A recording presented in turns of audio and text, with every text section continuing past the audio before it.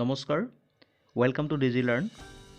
বন্ধু বান্ধৱীসকল, আমি ইতিমধ্যে গম পাইছোঁ প্ৰাথমিক শিক্ষা বিভাগৰ নিয়মীয়া প্ৰাথমিক শিক্ষক পদৰ যি নিযুক্তি প্ৰক্ৰিয়া চলি আছিল তাৰ দ্বিতীয়খন মেধা তালিকা যোৱা নিশা ইতিমধ্যে প্ৰকাশ পাইছে। তো তাৰ লগে লগে এখন নটিচ দিছে যে আগন্তুক 24 ঘণ্টাৰ ভিতৰত 2-3খন জিলা নাইবা দুটা পদত যিসকলে পাইছে তেওঁলোকে নিৰ্দিষ্ট জিলা আৰু পদ বাছনি কৰিব লাগিব। ইতিমধ্যে তাৰ লিংক উপলব্ধ হৈছে নিৰ্দিষ্ট ৱেবছাইটত।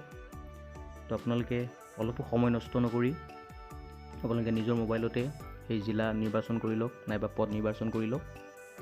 আৰু যিসকলৰ নাম আহিছে তালিকাত তেওঁলোকক অভিনন্দন জনাইছোঁ।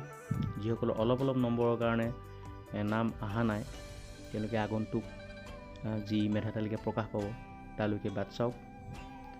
তো যোৱাবাৰতকৈ আমি বহুখিনি পাৰ্থক্য দেখা পাইছোঁ যে আমাৰ কেন্দ্ৰীয় সমিতিৰ ফালৰ পৰাও বা আমাৰ বিভিন্ন প্ৰাৰ্থীৰ ফালৰ পৰাও শিক্ষা বিভাগক কোৱা হৈছিলে, নিবেদন কৰা হৈছিলে যে বহুতো ভুৱা প্ৰাৰ্থী সোমাইছে। তো সেই ভুৱা প্ৰাৰ্থীসকলক যে বাহিৰ কৰি দিছে আমি মেধা তালিকাখন চায়ে গম পাইছোঁ।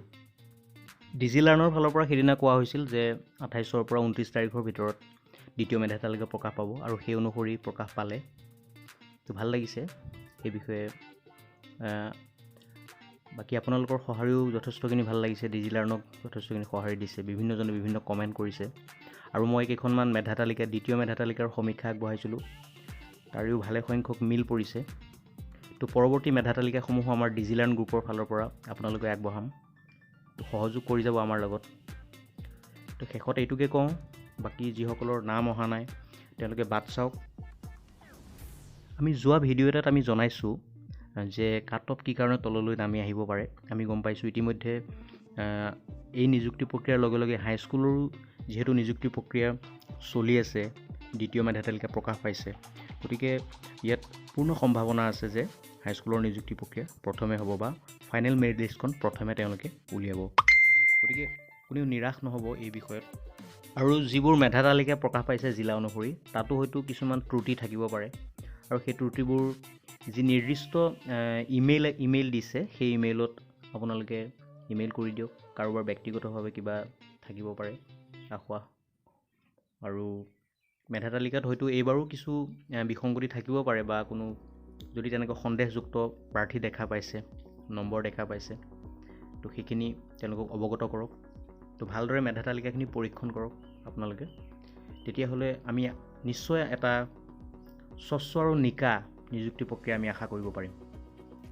তো ভিডিঅ'টোত সবিশেষ আজিলৈ ইমানখিনি।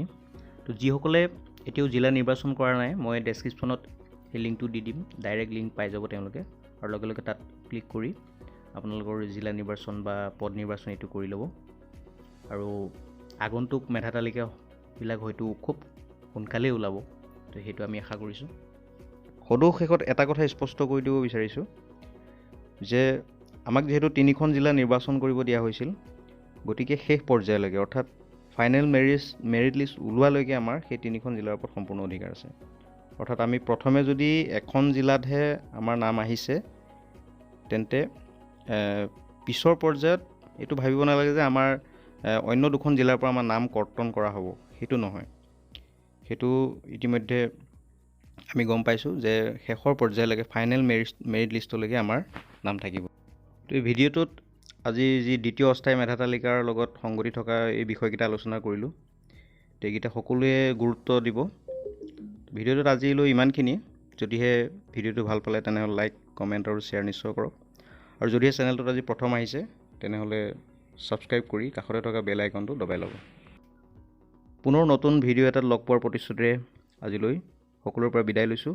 নমস্কাৰ।